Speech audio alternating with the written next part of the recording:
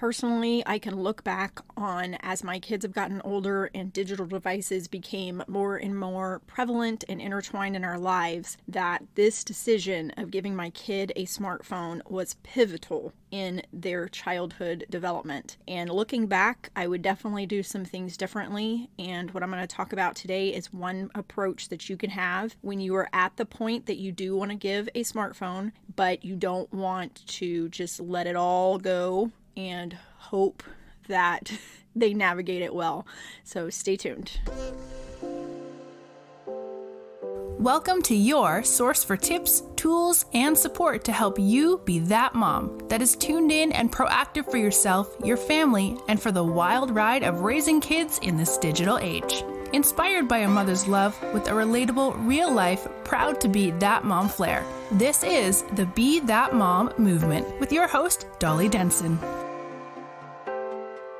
Hey friends, did you hear? There is an app that will transform the safety of your kid's smartphone and technology use. It is my favorite way to sleep easy at night and have peace of mind because it is monitoring my kids' activity online without me being in their business. It is the Bark app. And yes, bark like a dog, bark, bark, bark. It tells you when there's something that you need to be concerned about. Starting at a small fee each month, you can protect your whole family across all devices. Get connected with Bark today. Use code BeThatMom for 20% off your subscription for life and get a 7-day free trial to check it out.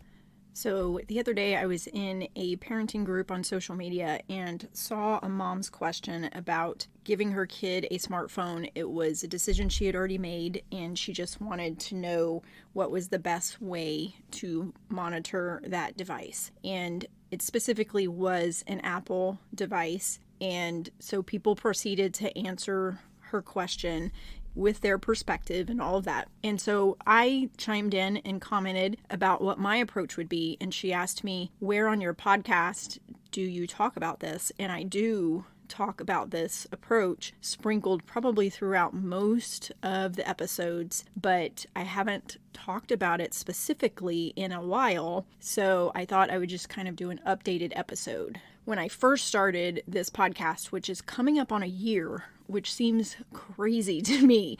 And it seems like, I don't know if you have this feeling of what 2020 was, and it's almost like it went by super fast, but also super slow. If you are new or haven't been around since the very beginning, I actually launched this podcast in March of 2020. And right before this pandemic was hitting is when I launched it. And so I have been doing this as a part of all the other craziness.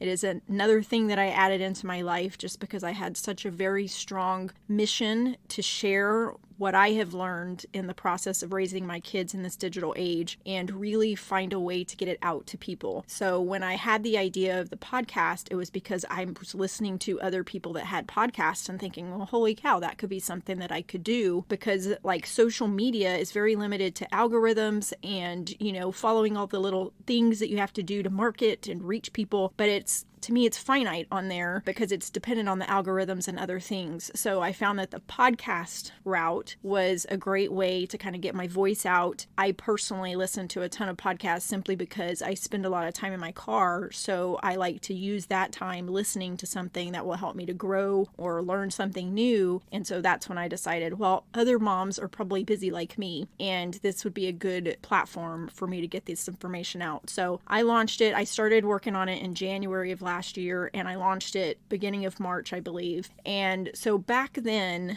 when I talked about the differences of the different phones, I stressed that an Android phone is easier to monitor, and that is still the case. But I think back then I kind of encouraged away from the iPhone. But as time has gone on, my whole family has iPhones. We've always had iPhones. It's hard to switch once you already have the phones. And so I have figured out how to navigate it with an Apple device. An Android device they are more open about opening up apps to be monitored. Apple is much more private about that. And I think in terms of us having a phone and walking around and doing like banking and different things on our phones, I personally want the more private thing of the Apple phone, right? I don't want it to be able to be hacked into as easily and all of that. And I don't know if that truly is possible to do. But in terms of kids, the Android phone has more capability for monitoring with parental control apps such as Bark. Okay, so there is that standpoint that the Android is easier to monitor than the Apple, but it's not all is lost if you prefer to do the Apple phone. It just takes a little bit of extra work in maneuvering to do the monitoring. But despite which device you get, this is the approach. What I'm going to talk about today is the approach that I recommend that you do without a doubt. It is just the way it needs to be. It's going to seem a little bit like, oh my God, that's like overkill, but bear with me. Let me just explain some of it to you. Okay. So with both an Apple and an Android phone, you want to have a layered approach to monitoring. And what that means is that on the Android phone, you want to use screen time controls through Google Family Link, and through an Apple device, you want to use the Apple screen time controls. So if you have your phone for an Apple device, if you have your phone, you go into the screen time settings, and then there is a way for you to add your child with their phone, and then you can go into the screen time settings of your child's phone. Same thing with Google Family Link. I'm not sure that you can access it through your phone if y'all have all Androids, but I think you can look at it online, and feel free to contact me and correct me if I'm wrong on that. But personally, we do not have Android phones for the family. Now, some people say that they have Apple, but they gave their kids an Android. I personally don't know how to navigate that other than just using Google Family Link for the Android phone. So you just wouldn't access it on your phone, you access it through Google Family Link platform online. So I would use the screen time control to set up time constraints, like when they can use the device, and then also to help you filter the Wi-Fi. So you can set it up to where explicit content isn't allowed and different things like that. That has worked really well for me with my youngest. And over time, I have been able to kind of ease back on those restrictions as I see him developing more maturity around his decisions. But I absolutely would set that up to where you can control all of the things with the phone. You can also control whether or not they can add contacts to their phone, if they can delete contacts, if they can add or delete apps on their own. I have ours set up to where they have to request to download an app, and then I get a notification on my phone, and then I approve it from there. So that's the first step, is I would use the screen time controls for time constraints, for filtering, for setting up how you want them to be able to use that phone. So I will say that I do think it is important for you to set it up to where they cannot add contacts, because what I have seen in my research about grooming and the things that these predators will do is they will try to get contact with your kid, develop some trust, and then they will say,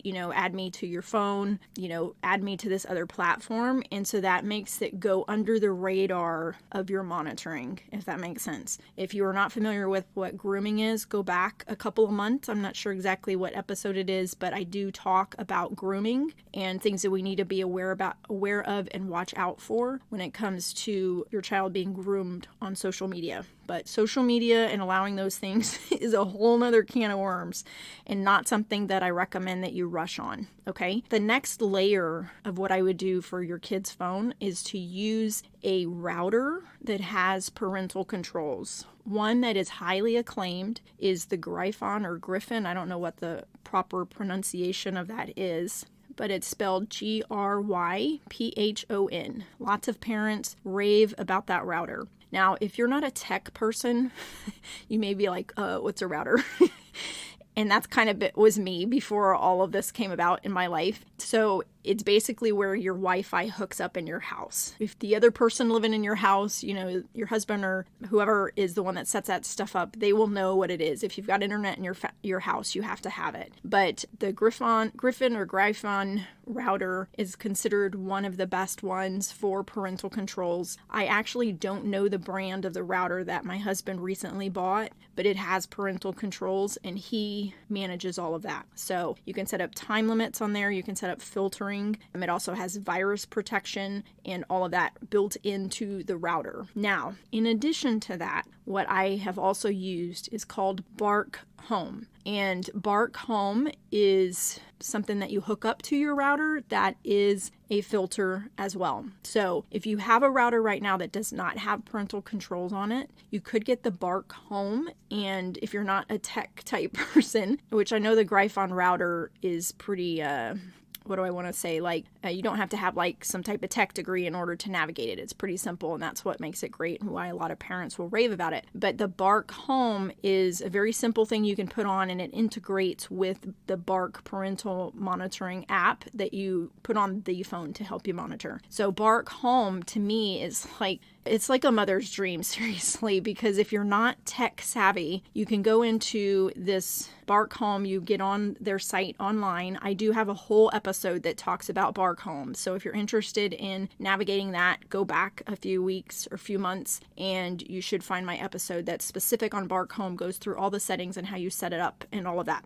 Okay. But Bark Home, you can get in there and you can put, you like select any device that connects to Wi-Fi in your entire home can be controlled through Bark Home, which is awesome. So you just have to go in and you find the device and you can set it up to where you are filtering the content that can be seen. You can shut down certain websites that you do not want accessed, hint, hint, YouTube, things like that.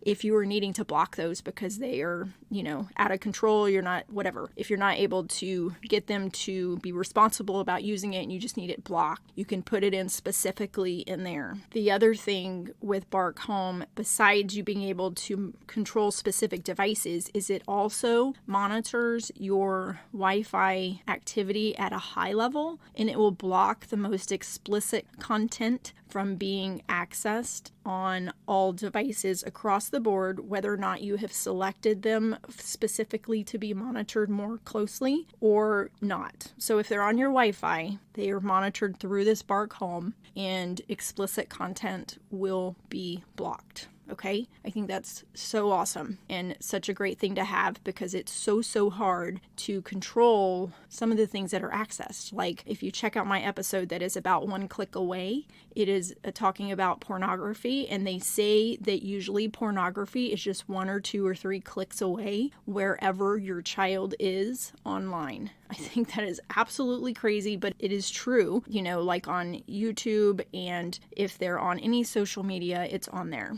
Okay. So check out that episode if you want to learn more about that. But them seeing pornography and all of that at younger ages is very prevalent. They say that most kids, if they have been online, are being exposed to pornography like by 6th or 7th grade, which is crazy, and so there's all kinds of issues that come with that. So I like that the Bark Home will monitor for that explicit level or that explicit content. Okay. So that would be your next layer. Okay. So you've got the Apple Screen Time or the Google Family Link where you are monitoring specifically for the device. Then you've got Gryphon router and or Bark Home. Okay. And then what I recommend you do is get Bark, which I know you've probably heard me mention. Bark is something that you put on your device, on their device, and then you have it set up on a computer for monitoring. Now, the drawback with Bark and Apple is that it cannot monitor in real time. For some of this stuff, it has to be backed up on the Wi-Fi. So basically if they're out at school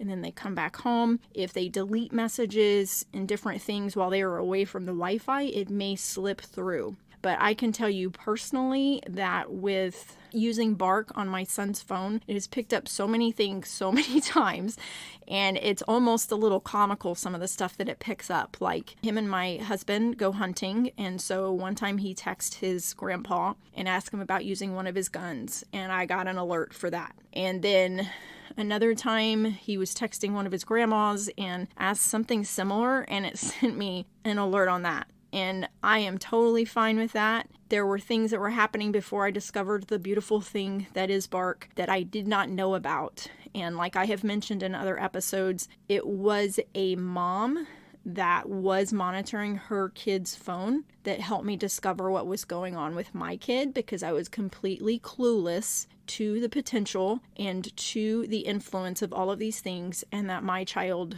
would deviate that far off from what I had taught him growing up. It's not something you can resist when you put when you put the digital things in your kids' hands. They can't resist that influence. It absolutely influences them. So it was another mom that was taking up her kid's phone at night that happened to see something between this group text of boys, and she contacted me and the other moms, and we were able to kind of see what was going on, course correct, and into the story. Today we're doing wonderful, but I do attribute that mom watching her son's phone closely to helping us other moms to course correct and keep our kids from going down bad paths. Okay, so the Bark app is something that when I was going through that and trying to figure out how to move forward from it, it was something that as I decided to give that phone back and ease up on, being like not letting him have it at all, I'm actually letting him use it. The Bark app gave me some peace of mind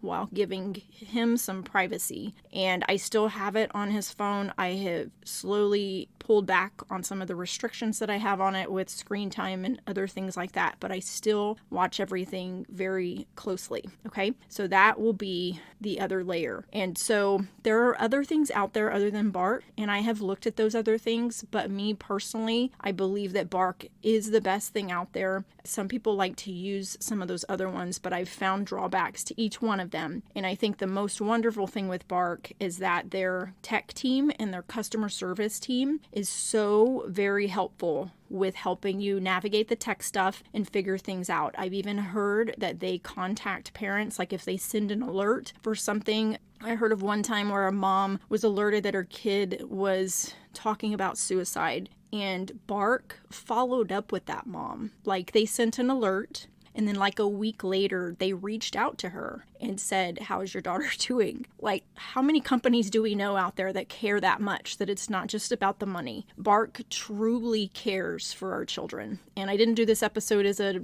commercial for Bark, but I just cannot say enough. Giving a smartphone is such a huge decision. And like I've said in other episodes, I don't think that at any time we can say our kid is ready for that. Like, I don't think there are defined indicators for it, because it's a very fluid thing when you give the phone and then they interact with it and things go on. Okay, so I don't say that you should never give them a smartphone. I think at some point you have to, but I would just tread lightly with it, meaning that I wouldn't give it too early and too young, and then use this layered approach to help you monitor, build up your village with using all of these things, and then also jump into my Be That Mom community, my channel on Telegram, connect with me on Instagram, build a community of moms where you are, something that can help support you in this and help you have kind of a sounding board when things get tough, when maybe you need to reassess and redirect, all of those things. It's just not the path is bumpy sometimes, but these things can help you to navigate that and to have more peace of mind, and especially with the Bark monitoring, and really the whole thing, I should say, but gives you peace of mind, helps you to sleep at night, truly helped me to sleep at night. When we were going through our hardest days, there were nights where I would just lay there thinking, what am I missing? What if we do this and I'm going to miss this? And it was because I had no clue before and I missed so much. And so I hope that this is something that you can utilize, that it's not too confusing. Just utilize this going forward so that your kids have a simpler path through their childhood years. I absolutely think that this digital age has made growing up harder than it was for us. I think it was simpler times when you could close the door on all of the social pressure and all of the things that are created and brought into our homes by allowing phone, social media, and all of that stuff. Okay, so I could go on and on about all kinds of other tips that I recommend you do in addition to this, but for the sake of this episode, do this layered approach. Feel free to message me if you have any questions. I am no expert per se. I am simply trying to relay what I have learned. So I hope that you found it helpful, and check out the links in the show notes for some of the things that I have mentioned. Grab those for Bark. There's a 7-day free trial and 20% off for the life of your subscription if you use my code BeThatMom. So I hope that you'll take advantage of this. I hope that this was helpful for you and not too confusing, but I do think that these things can help you tremendously and will help your kid to have like a healthy relationship with their phone and all of the things. Okay, so thanks so much for tuning in, and I'll chat with you next time. Thanks Thanks for tuning in. Being that mom isn't easy, but together we can be that mom strong. Don't forget to leave a review, connect on social, and join Dolly's free community. Till next time. Hey, if you are a mom that has a lot on your plate like I do, and you struggle with anxiety or sleep or even chronic pain issues, please check out mysoulcbd.com. They are the one and only CBD source that I trust, and you can use my code BeThatMom for 15% off of your purchase.